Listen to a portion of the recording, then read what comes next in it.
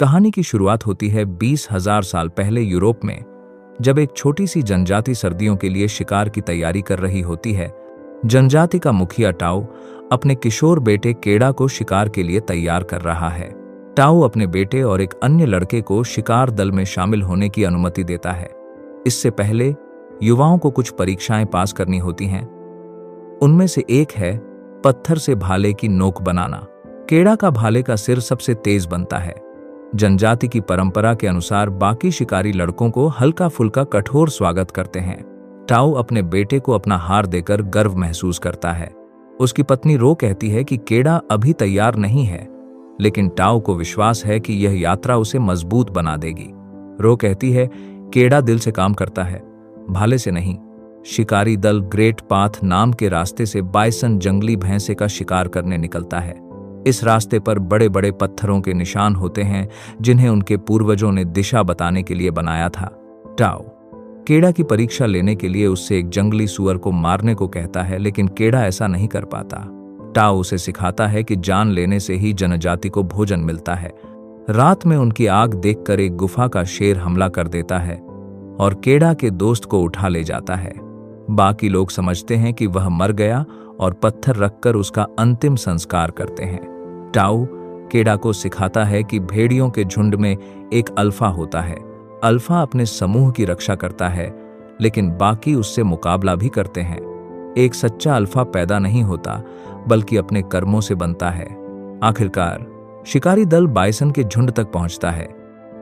वे झुंड को खाई की तरफ भगाने की कोशिश करते हैं। शिकार के दौरान एक बाइसन पलटकर केड़ा पर हमला करता है और उसे खाई से नीचे गिरा देता है।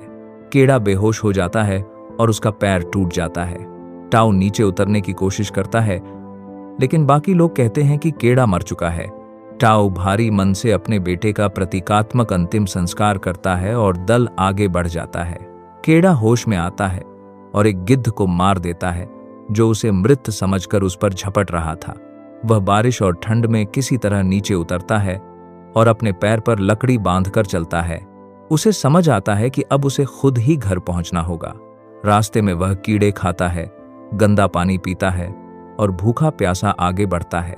एक दिन भेड़ियों का झुंड उस पर हमला करता है।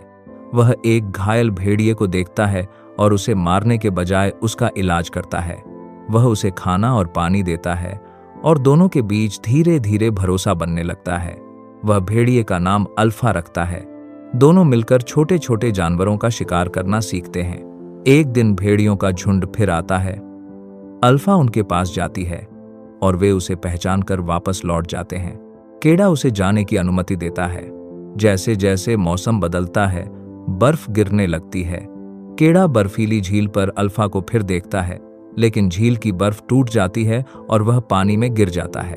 अल्फा उसकी जान बचाती है और दोनों फिर साथ हो जाते हैं।